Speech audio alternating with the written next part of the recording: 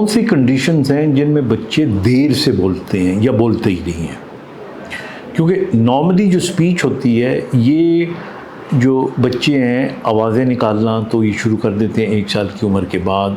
फिर Aahista Aahista single word शुरू हो जाते हैं, मामा, पापा।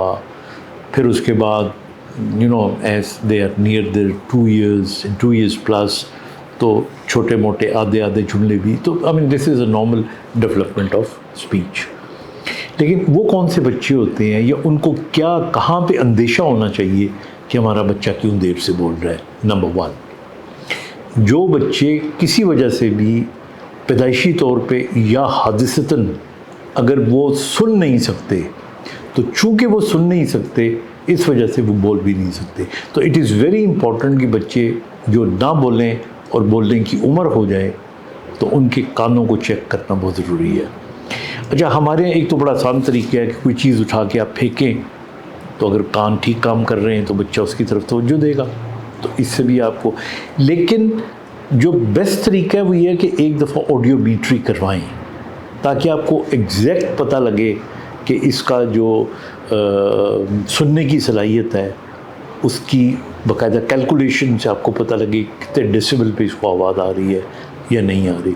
तो एक तो ये चीज़ हो गई, जो बच्चे सुन नहीं सकते फिर वो बोल नहीं सकते, नंबर 1। नंबर 2, हमारे यहाँ ASD के बच्चे, वो बच्चे, और मैंने देखा है जो ऑटिस्टिक स्पेक्ट्रम के बच्चे होते हैं उनके अंदर स्पीच बातों को नहीं होती, सीवियर बच्चों में या डिलेड होती है या बिल्कुल ही कम होती है, ब्रोकन स्पीच होती है, सिंगल वर्ड्स होते हैं, बातों का आधे जुमले होते हैं।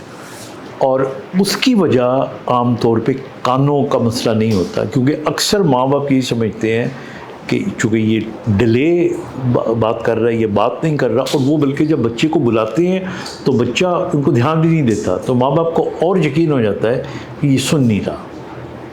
तो जिन लोगों को ये पता है कि जो ऑटिस्टिक बच्चे हैं उनकी और क्या क्या निशानियाँ होती हैं, मसलन वो अपनी दुनिया में गुम रहते हैं, चूँकि अपनी दुनिया में गुम रहते हैं तो दे डोंट पे हीड और इम्पोर्टेंस टू योर वर्ड्स, इसलिए रिस्पॉन्ड नहीं करते। लेकिन जब उनके मकसद की आप कोई बात करेंगे या उनके मकसद की कोई चीज़ उनको आप दिखाएंगे, वो रिस्पॉन्ड करेंगे।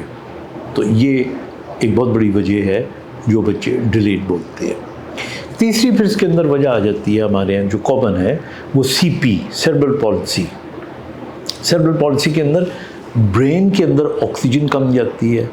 जो बच्चे पैदाइश के वक्त रोते नहीं हैं, ये बहुत कम रोते हैं या नीले पड़ जाते हैं, उनके अंदर स्पीच डिले हो सकती है। फिर जो अगली कैटेगरी है वो माइक्रोसेफली, वो बच्चे जिनके ब्रेन छोटे होते हैं, सर उनका छोटा होता है, उनको आप देखते हो तो शक्ल से ही पता लग जाता है कि इनका जो ब्रेन या इनका जो खोपड़ी है उसका साइज़ छोटा है। माइक्रो का मतलब छोटा, सेफली दिमाग। तो ये माइक्रोसेफली और हाइड्रोसेफली भी बास के बड़े होते हैं, तो उनके अंदर लेट हो सकता है।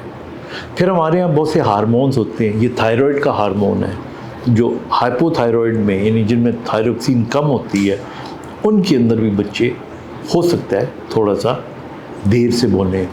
या फिर उसके बाद इस तरह की और बहुत सी बीमारी हैं जो हमारे यहाँ मसलन क्लेफ्ट पैलेट है, बाज़ बच्चों का ये होंठ कटा हुआ होता है, उनके अंदर जो बोलना है शायद वो वक्त पे शुरू हो जाए, लेकिन नेज़ल ट्वैंग होगा, आवाज़ डिफरेंट किस्म की होगी। और एक चीज़ जो मैं अपनी मिसाल दे के बताऊँगा आपको, हमारे यहाँ ये कहते हैं कि जी ये ज़ुबान के नीचे तंदवा, चूँकि हमारे बच्चे का तंदवा है तो इसलिए वो कटवा देंगे तो ये बोल पड़ेगा। तो मैं तो इतना बोलता हूँ और शुरू से तकरीरें करता आया हूँ और मेरे वो तंदवा भी है, लेकिन मेरी ज़ाती राय में इसका कोई ताल्लुक़ नहीं है स्पीच से, ये बस बात बनी हुई है। अगर आप क्योंकि स्पीच जो आपकी होती है ये ब्रेन में डेवलप होती है, यानी construction of the speech occurs in the brain. और फिर लास्टली मैं आपको ये बताना चाहूँगा कि कुछ फैमिलीज़ के अंदर जेनेटिकली बच्चे लेट बोलते हैं, लेकिन लेट बोलने का फिर मतलब ये नहीं है कि वो कई सालों के बाद बोलते हैं। मतलब जो नॉर्मल एज होती है उससे 8-10 महीने लेट हो सकती है। तो ये चीज़ें जहन में रख के आप खुद असेसमेंट करें अपने बच्चे की, और ज़रूरत पड़े तो go to your doctor. Take care, खुदा हाफिज़।